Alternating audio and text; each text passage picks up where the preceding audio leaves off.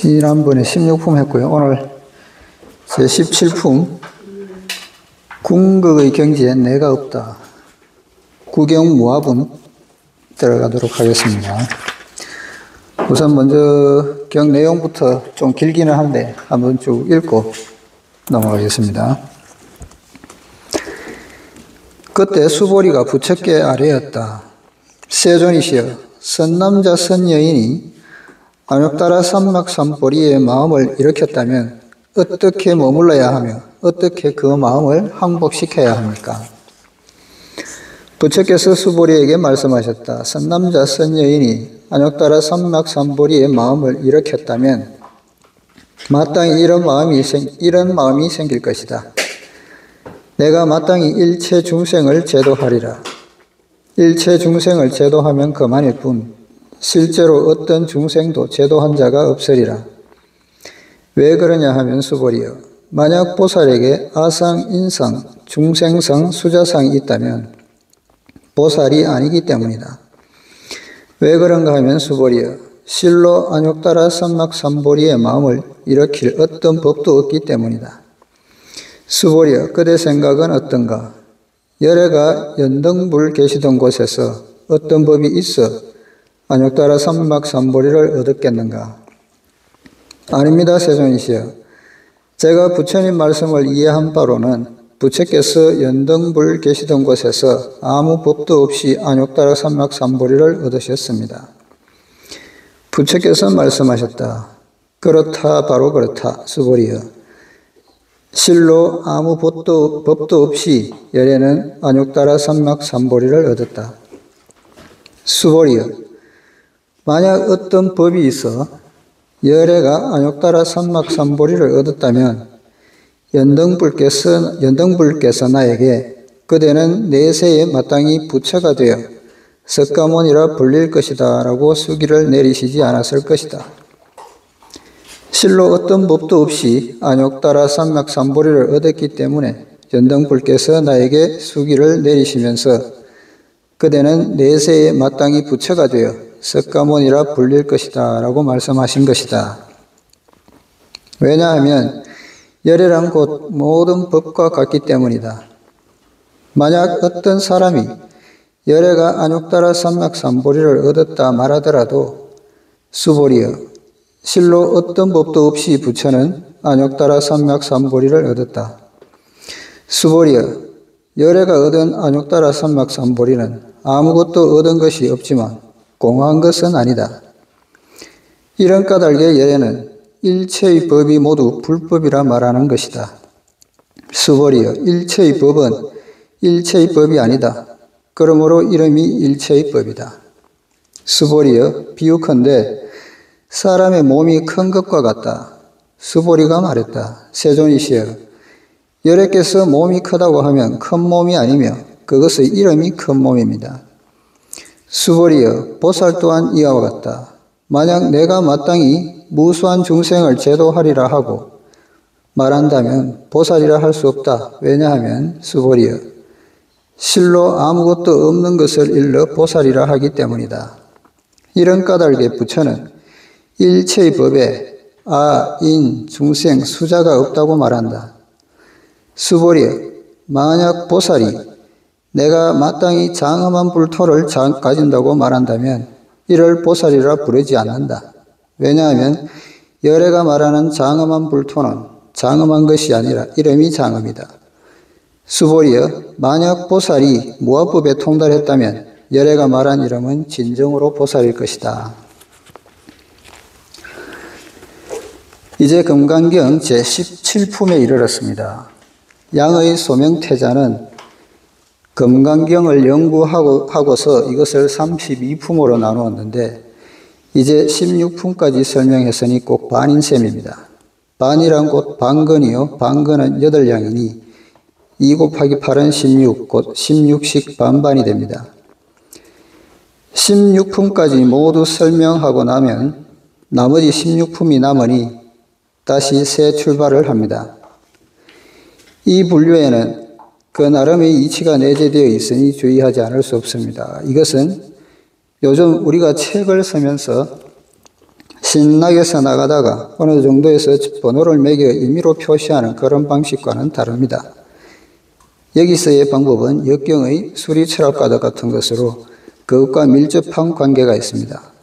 그러므로 지금의 17품은 한 바퀴를 돌아서 다시 새롭게 시작하는 것입니다. 이 시 수보리 백불은 그때 수보리가 부처께 아뢰어 말하였다. 세존이시여 선남자 선여인이 발 안욕따라 삼보리심 안욕따라 삼맥 삼보리심을 바란다면 운하 항복기심 어떻게 응당 머무르게 하고 어떻게 그 마음을 항복해야 합니까? 보십시오. 다시 돌아갔습니다. 다시 이전의 문제입니다. 이게 이 품의 선영계 정분에서 시작할 때 질문했던 것하고 같죠. 수보리 역시 우리처럼 꽤나 말 많은 사람인 모양입니다. 금강경의 첫머리에서 그는 부처에게 이 두 가지 문제를 물었습니다. 부처가 지금에 이르도록 줄곧 그에게 설명해 왔는데도 이 양반은 우리와 마찬가지로 묻습니다. 선생님, 아직 잘 모르겠는데요. 수보리는 말합니다. 불법을 배우는 사람이 이제 막 대성심, 즉 안욕따라 삼맥 삼보리심을 일으켜 성불하고자 하는데, 즉 명심견성하여 도를 깨닫고자 하는데 그 마음이 정에 이르지 못하니 어떻게 하면 머물게 할 수 있을까요? 또 어디에 머물러야 할까요? 온갖 생각과 번뇌가 끊이지 않으니 어떻게 그것을 항복시킬 수 있을까요? 여전히 이 문제입니다. 보십시오. 얼마나 웃깁니까? 가령 이것이 불경이 아니라 하나의 극본이라면 이 배우는 꽤나 수다스럽지 않겠습니까?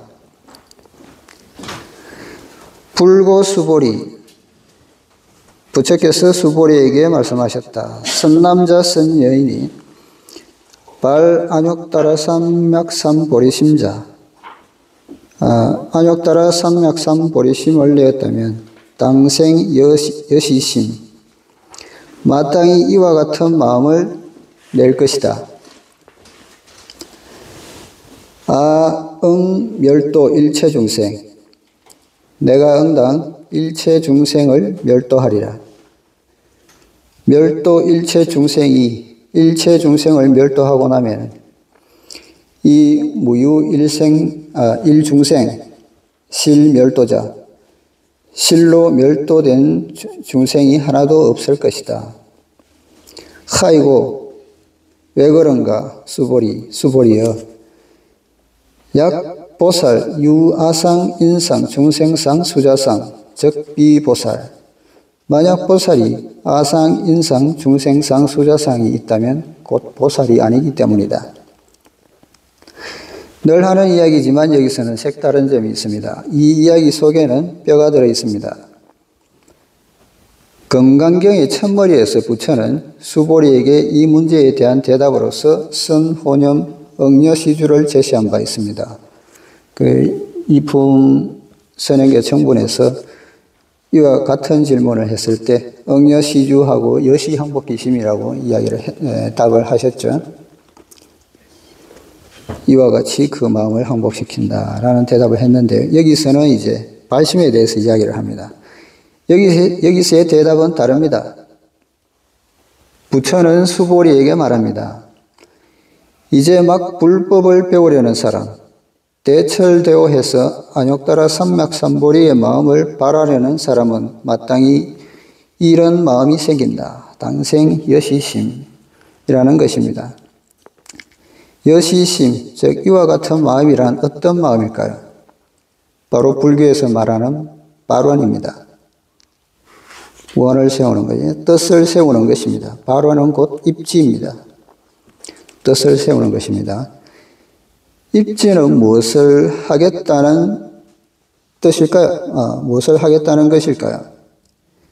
세상의 일체 중생, 고뇌에 시달리는 일체 중생을 모두 구해 멸도시키겠다는 것입니다. 멸도란 무엇일까요? 고통에서 벗어나 즐거움을 얻게 하여 열반에 이르도록 하는 것입니다. 멸도라면 멸할 멸자죠. 멸해서 제도한다는 소리인데, 멸한다면 다른 것은 이제 번뇌나 고통이라는 것은 고통 등을 멸하게 한다는 것이겠죠. 그런 고통을 없앰으로써 중생을 구도한다는 뜻입니다. 소위 열반의 경계라는 것은 고통에서 벗어나 즐거움을 얻는 것으로서 멸도는 바로 이런 의미입니다. 멸도를 목을 쳐서 죽인다는 뜻으로 생각해서는 안 됩니다. 이건 곤란합니다. 멸도란 열반을 번역한 것으로서 어떤 상태, 즉 정멸의 청정한 경계로 들어가는 것을 묘사한 겁니다. 저 명심견성 우리 자성을 깨닫는 거죠. 육조께서 이야기했다시피 우리 자성 자체가 원래 청정한, 스스로 청정하기 때문에 그 청정한 경계로 들어간다는 것을 이야기합니다. 바로 고개를 돌리면 피안이라고 하는 그 피안입니다. 이 고개를 돌리는 것도 실제로 머리를 돌려가지고 뒤로 보는 게 아니고 한 생각을 바꾼다는 소리겠죠. 만약에 어떤 사람이 나를 화나게 한다고 그러면은 그 화나는 마음을 따라가지고 같이 화내버리면 화냈을 때는 마음이 편할지 모르지만 화내고 난 뒤에는 만약 이 사람이 어떻게 생각할지 내지는 더 안갚음을 하지는 않을까 내지는 내가 좀 심하게 하지는 않았나 이런 번뇌가 또 찾아오겠죠. 그런데 그 마음에 따르지 않고 마음을 바꿔가지고 이 마음이 왜 생기는가를 먼저 공고히 해보고 이야기했듯이 모든 이런 현상이나 법이라는 것은 우리 마음이 만들어내는 것이기 때문에 원래 험한 것이다. 그것을 깨닫고 나면은 내 자신 자체도 잊어버리기 때문에 아상을 잊어버린다면은 내가 상처받을 자존심이나 이런 게 있는 게 아니죠. 그 자체가 없어버리니 화낼 마음도 생기지 않는 겁니다. 그렇기 때문에 그 마음을 따르지 않음으로써 피안에 이르는 거죠. 그게 피안입니다. 생각을 바꾸면서 마음을 편하게 하는 것. 이 경계 역시 일체의 고통을 벗어나는 것으로서 여기에 이르면 더할 수 없는 즐거움을 얻게 됩니다. 번뇌나 고통이 없으니 당연히 즐거울 수밖에 없겠죠. 불법을 배우고자 하는 제1의 동기는 바로 이런 마음을 갖기 위함입니다. 그 다음은 일체 중생을 제도하면 그만일 뿐 실제로 어떤 중생도 제도한 자가 없다. 멸도 일체 중생이 이 무유일 중생 실멸도자라는 것으로 여러분이 일체 중생을 멸도시켰다 하더라도 마음속으로 내가 이미 저 많은 사람들을 멸도시켰다는 생각을 가져서는 절대 안 된다는 것입니다. 이런 마음이 든다면 잘못된 것입니다. 엊그저께 한 학생이 자기 어머니는 자식을 16명이나 낳았다고 했습니다. 제가 그랬지요. 참으로 위대한 분이시라고요. 그렇지만 16명이나 낳으면 뭐랍니까? 마지막에는 아무도 살아있지 못할 텐데요. 결국 한 명도 낳지 않은 것이나 마찬가지입니다. 어떻게 해서 왔든 다시 돌아가야 합니다. 그렇지 않습니까? 어떤 사람이든 빈손으로 와서 빈손으로 돌아갑니다.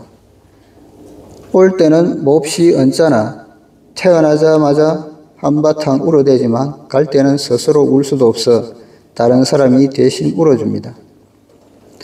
더욱 묘한 것은 어린아이가 태어날 때 주먹을 꼭 쥐고 나온다는 사실입니다. 누구든 모두 꽉 쥐려고 합니다.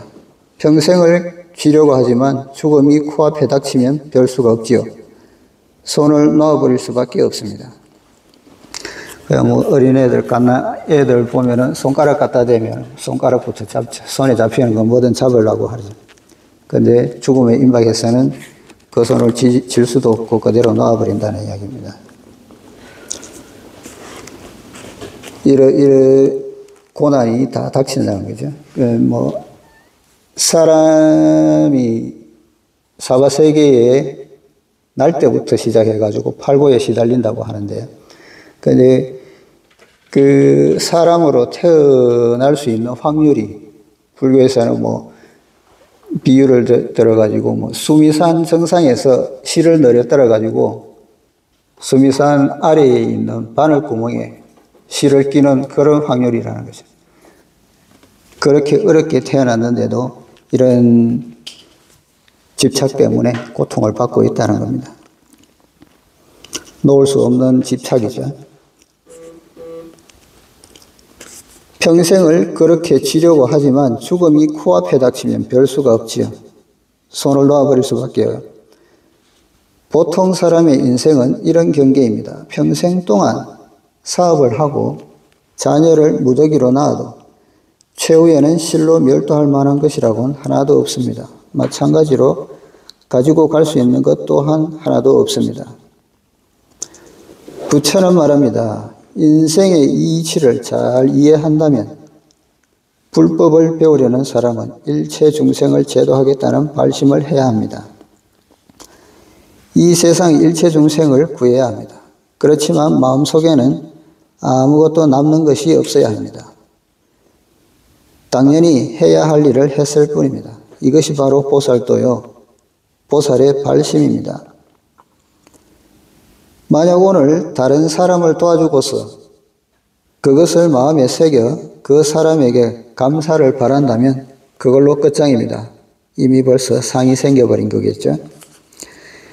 그러고서는 불법을 배워도 잘 안 된다느니 처세조차도 잘 안 된다느니 해서는 곤란합니다. 그러므로 불법을 배우는 사람은 이렇게 발심해야 합니다. 무엇 때문인가? 부처는 수보리에게 말합니다. 불법을 배우고 보살도를 닦으려는 사람에게 스스로 숭고하다거나 위대하다거나 훌륭하다거나 하는 생각이 조금이라도 있으면 그는 이미 아상, 인상, 중생상, 수자성에 집착한 것이다. 부처는 말합니다. 이런 사람이라면 이미 끝난 것이다. 즉 보살이 아니라는 겁니다. 이런 사람은 불법을 배우는 사람이라 할 수 없으며 진정으로 보살도를 행하는 사람이 아닙니다. 단지 범부에 지나지 않는다는 거죠. 중국 문화에서도 역시 대공무사, 즉 공평무사, 공평하여 사사로움이 없는 것, 즉 무아상, 무인상, 무중생상, 무수자상을 말합니다. 천하의 창생을 모두 구하면서도 마음속에 어떤 것도 남지 않습니다. 이렇게 해야만 비로소 대공무사요 보살입니다. 그렇지 않으면 보살이 아니라고 부처는 말합니다. 소이자하 왜 그런가 수보리여 실무유법 발안욕따라 삼맥삼보리자 실로 어떤 법이 없이 안욕따라 삼보리심을 내기 때문이다. 무슨 이유 때문인가? 부처가 수보리에게 말합니다. 그대들은 날이면 날마다 오돈이 명심견성이니 대철대오니 하는 것들을 바라지만 내가 그대들에게 이르노니 어떤 법도 어떤 것도 도라 부를 만한 것이 없다. 대철대오란 곧 어떤 것도 없다는 사실을 깨닫는 것이다. 우리 자성을 깨닫는 것이기 때문에 우리 자성은 실상이 없는 거죠. 저 앞에서 일상무상이라고 했는데 그 실상 자체는 상이 없다. 무상이라는 겁니다. 이렇게 생각한다면 이미 아상, 인상, 중생상, 수자상에 사로잡힌 것으로 보살이 아닙니다. 그러므로 선종의 6조 해능대사는 깨달음을 얻고서 다음과 같은 개송을 읊었습니다. 보리 본무수, 보리엔 본래 나무가 없고 명경 역비대, 명경 또한 털이 없다. 때가 아니다. 본래 무일물, 본래 하물고도 없으니 하처야지네. 어디서 뭔지 일어나리. 여기서 야자는 이끌 야자인데, 우리가 보통 어떤 일을 야기하다 할 때 이 야자하고 일어날 기를 써가지고 야기하다, 일을 일으키다라는 표현으로 야기할 때 이 야자를 쓰고요.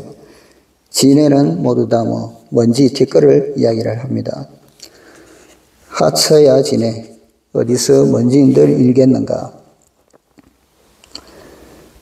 바로 이 이치입니다. 어떤 법도 여러분에게 안욕따라 삼맥삼보리의 마음을 갖게 할 수 없습니다.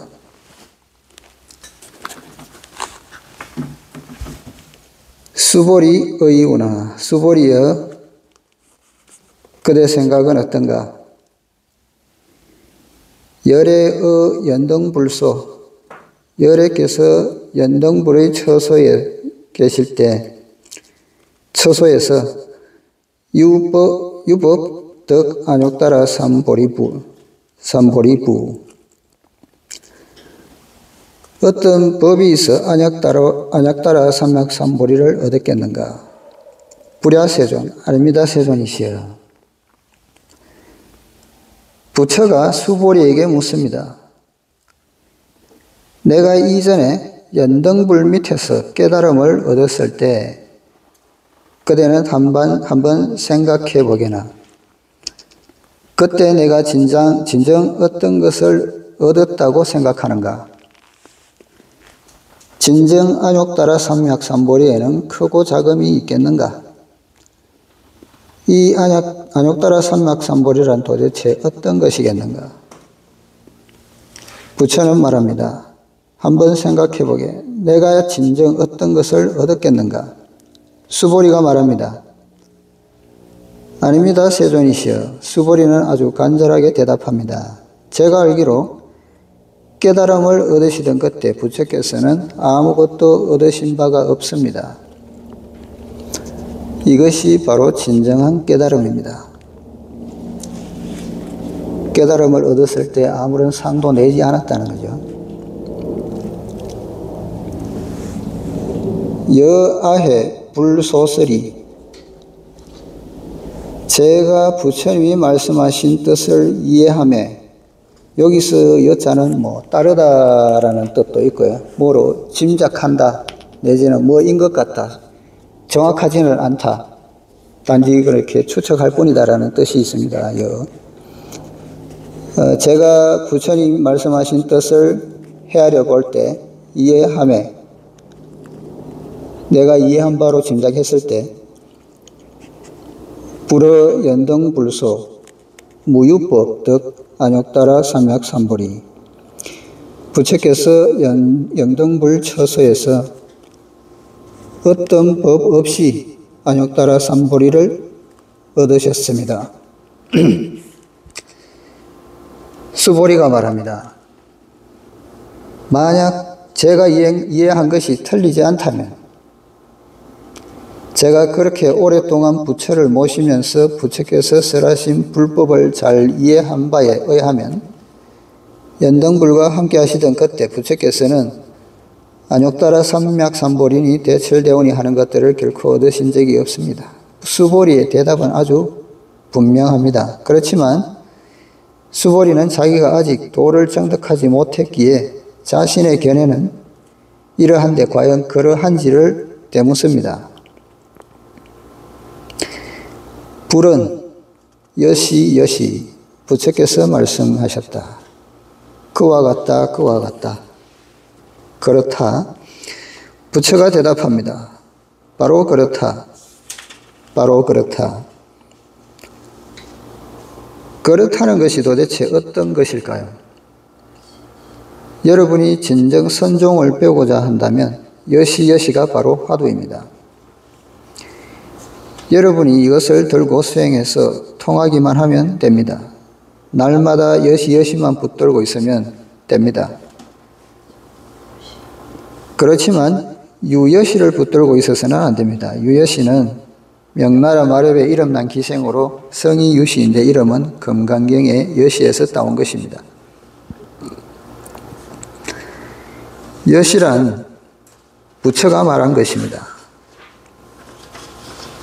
부처는 이처럼 여러분에게 화두를 던집니다. 여시가 바로 대철대오입니다.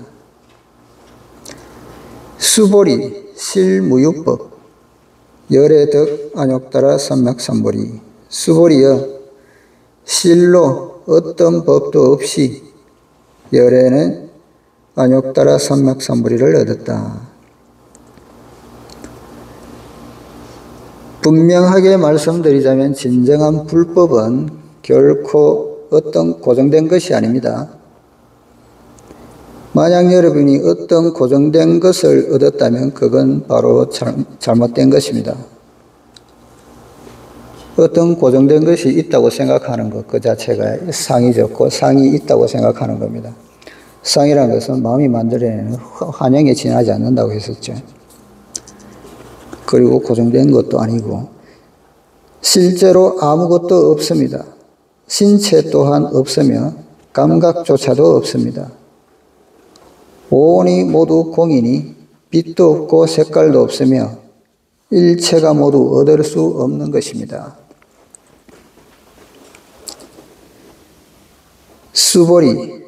수보리여, 약 육법 열애덕 안욕따라 삼맥삼보리자. 만약 어떤 법이 있어 열애께서 안욕따라 삼맥삼보리를 얻었다면 연등불 즉 불여아수기, 연등불께서는 불여 주지 않았을 것이다. 여기 여자는 줄 여자로 동사로 쓰였습니다. 나에게 주지 않았을 것이다. 수기를 주지 않았을 것이다. 그 수기가 어떤 것이냐면은 여넷에 당덕작불 호석가모니. 여는 너여자 이인칭 대명사입니다. 그대가 내세에 마땅히 덕작불 부처됨을 얻는다는 것이기 때문에 부처가 된다는 뜻이겠죠. 마땅히 부처가 되어 호석가모니, 석가모니로 불릴 것이다 라는 수기를 주지 않았을 것이다. 부처가 말합니다. 가령 불법이 최고도에 이르러 어떤 법을 얻을 수 있었다면, 다시 말해 내가 도를 깨쳤을 때 어떤 것을 얻을 수 있었다면 내 스승이었던 연등불께서 내가 장래의 세상에서 대철대오할 것이라 말하며 그 자리에서 수기를 내리시지 않았을 것이다. 수기란 불교 용어입니다. 깨달음을 얻은 옛 부처들은 제자가 도를 깨치면 그 앞에 서서 소위 관정이라 하여 정수리를 어루만지면서 수기를 내립니다. 이는 예언을 하는 것입니다. 얼마만큼의 세월이 흐른 그대는 어떤 세계에서 성불할 것이다. 이렇게 밝히는 것입니다. 이것이 바로 수기입니다. 이 실무유법, 즉 안욕따라 삼맥삼보리, 실로 어떤 법 없이 즉 안욕따라 삼맥삼보리, 안욕따라 삼맥삼보리를 얻음으로써 시고 연등불, 그런 까닭에 연등불께서 여아수기, 작시연, 나에게 수기를 주시면서 작시연, 이런 말씀을 지었다. 즉 이런 말씀을 하셨다. 여넷에 당덕작불 호석가모니, 그대는 내세에 부처가 되어 마땅히 부처가 되어 석가모니로 불릴 것이다. 석가모니가 연등불 밑에서 깨달음을 얻었을 때 실제로 그는 아무것도 얻은 것이 없었습니다. 그래서 연등불이 당시 그에게 그대는 장래에 사바세계에서 성불할 것이니 명호를 석가모니라 할 것이다 라고 하면서 수기를 내린 것입니다. 우리는 늘 이렇게 말합니다. 무언가를 얻으려는 마음으로 아무것도 얻을 것이 없는 열매를 구하지 마라. 불효 이 유소득지심 구 무소득지과. 불효라고 하면 요구하지 않는다는 소리죠. 그래서 불효하면 중국에서는 불효라고 하면 뭐 하지 마라는 뜻으로 쓰입니다. 이 유소득지심, 얻는 바가 있는 마음으로, 얻는 바가 있을 것이라는 마음으로서 구무소득지과, 구하다. 구자는 구하는 거죠. 무소득, 얻는 바가 없는 결과, 열매를 구하지 마라 라는 뜻입니다. 불효는 뒤에 것까지 해석하고 난 뒤에 불효라고 하죠. 그래서 여러분은 불법을 배우면서 모두 무언가를 얻으려는 마음을 갖고 아무것도 얻을 것이 없는 열매를 구하고자 합니다. 불법의 궁극은 이제 우리 자성을 보는 건데, 우리 자성은 아무것도 없는 거죠. 실상이 없는 겁니다. 그래서 아무것도 얻을 것이 없는 열매를 얻고자 노력한다는 거죠. 무엇을 바라면서, 그것도. 이것은 근본적으로 착오입니다.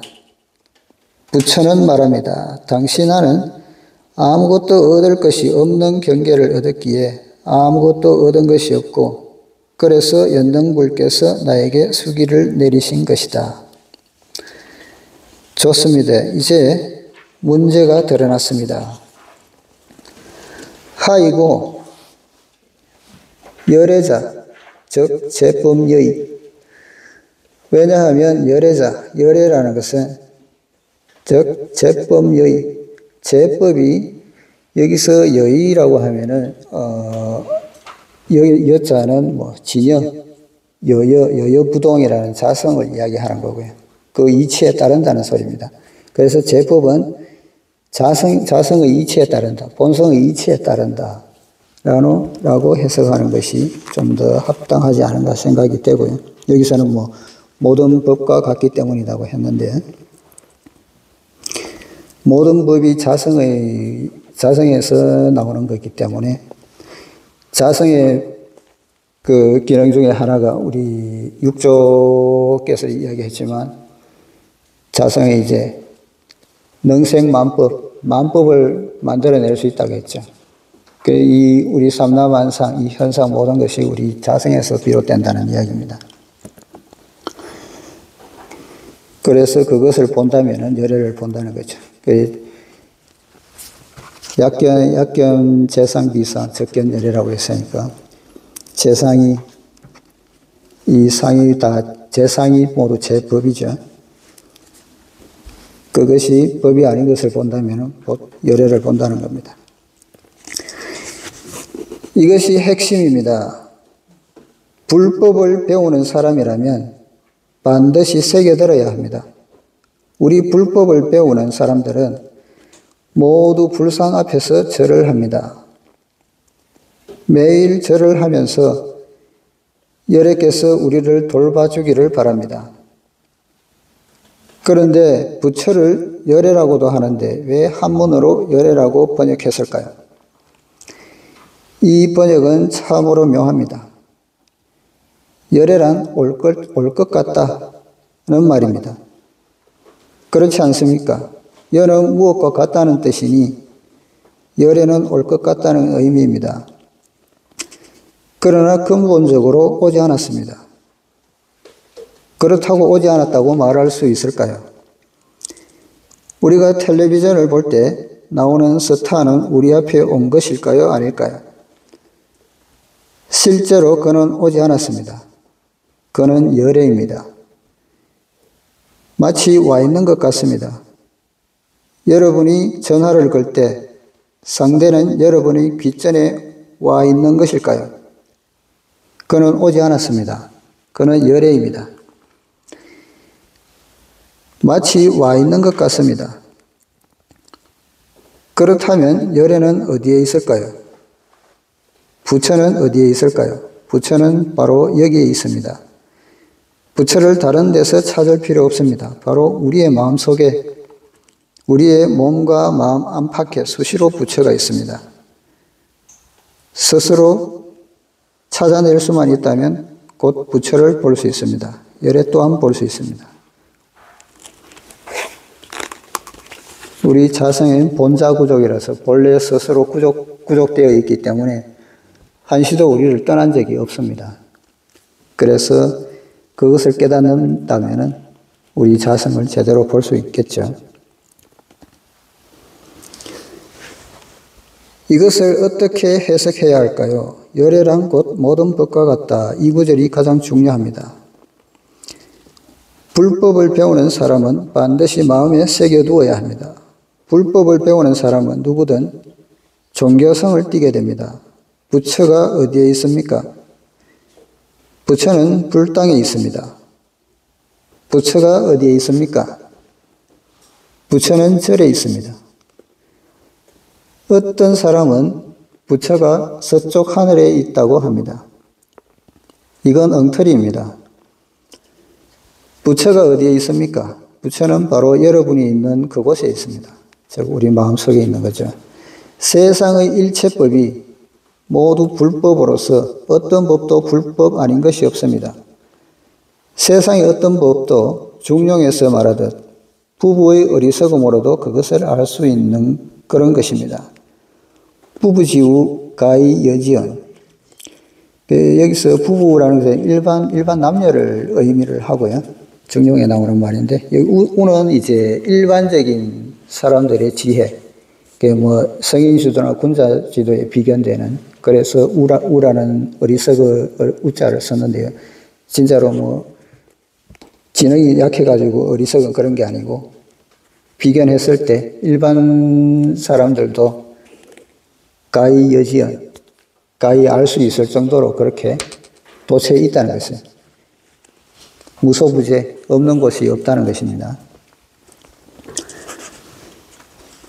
이것이 바로 열애로서 누구든 알 수 있습니다.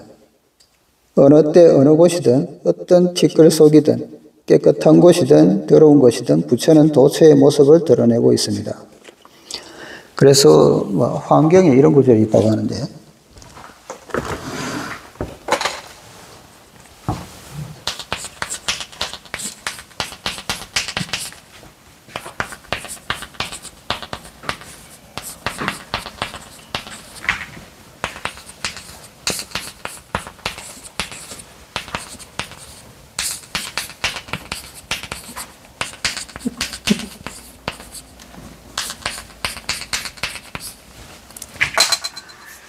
이게 이제 금으로서 기라는 것은 그릇이겠죠. 사물, 기물 같은 것을 만들면은 그 기물 하나하나가 모두 금이라는 겁니다. 그러니까 이 기물 자체는 상이 있겠죠. 하나하나 다 틀리겠죠. 그 모양이 다르고, 그릇이 있는가 하면 촛대도 있을 것이고, 금으로 만들 수 있는 모든 것은 다 형태가 다 다르겠죠. 그런 차별성이 있습니다. 그런 차별성이 있는데 그 본질 자체는, 금이라는 본질 자체는 변하지 않는다는 거죠. 그래가지고 이 기물 하나하나의 상은 다르겠지만 그 차별성에서 본질인 금이라는 평등성을 본다는 겁니다. 그래서 이런 우리 삼라만상의 모든 법을 보면서 우리 자세, 우리의 본성을 본다는 거죠. 그래서 법이 모든 법으로부터 우리 자성을 볼 수가 있다는 겁니다. 우리 모든 법은 우리 자성이 만들어내는 환영이기 때문에, 그래서 모든 법에는 자성이 깃들어 있다는 거죠. 그래서 부처는 도처에 있다고 이야기를 하는 겁니다. 그러면 삼라만성이 다 우리 자성이 만들어내는 거기 때문에 삼라만성이 없는 데가 없으니까 그 도처에 부처가 다 있는 거죠. 우리가 거울을 사람인 경우에 거울을 비춰보면은 거울 속에 내가 있는 걸 알잖아요. 그 거울 속에 비치는 내가 보이면은 거기에 거울이 있다는 것을 알게 되겠죠. 그러면은 상을, 그 법을 보고 이제 자성을 보는 겁니다. 깨닫는 거죠. 아, 거울이 있구나라는 것을 알게 되는 것과 같은 겁니다. 이 때문에, 이것이 바로 열애입니다. 이 때문에 제법여의라고 한 것입니다. 이 점을 특별히 주의하시기 바랍니다. 약유의는 열애 덕 안욕따라 삼맥삼보리. 만약 어떤 사람이 열애께서 안욕따라 삼맥삼보리를 얻었다고 말한다면 수보리야 실무유법 불떡 안욕따라 삼맥삼보리. 실로 어떤 법이 없이 부처께서 안욕따라 삼맥삼보리를 얻었다. 부처는 말합니다. 어떤 사람은 내가 보리수 아래에 7날을 있으면서 도를 이루어 안욕따라 삼맥삼보리를 정득했다고 말한다. 수보리여, 그대에게 말하지만 진정으로 깨어한 그날 나는 아무것도 얻은 것이 없었다. 그렇기 때문에 대철되오라 하고 오도라 한다. 수보리 열애 소득 안욕따라 삼맥삼보리. 수보리여, 열애께서 얻은 바 안욕따라 삼맥삼보리에는 어시중 무실무허, 그 안에는 실도 없고 허도 없다.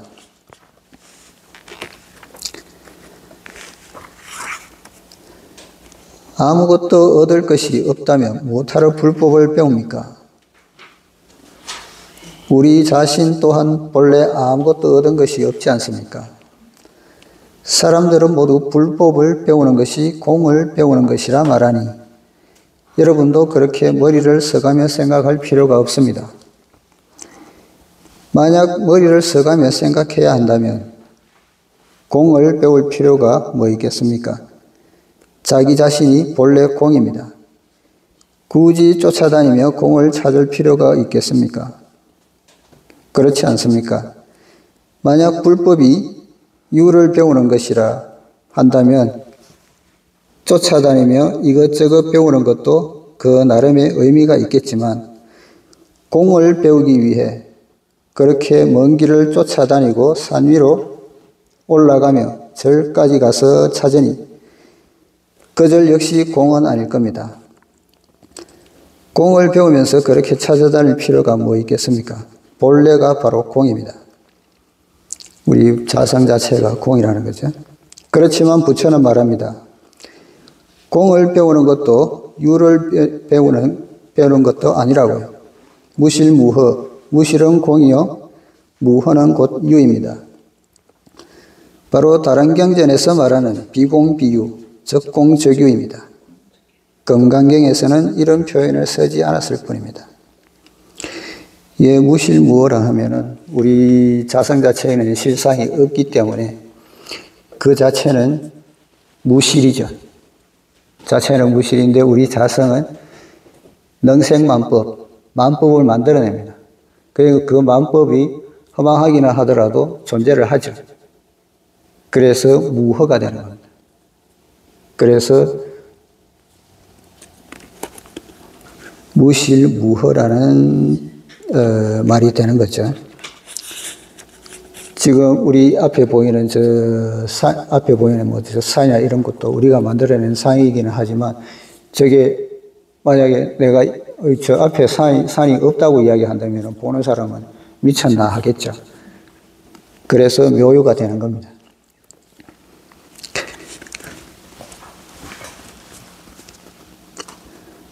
오늘은 일단 여기까지 하고요. 다음에 뒷부분 넘어가도록 하겠습니다. 수고하셨습니다.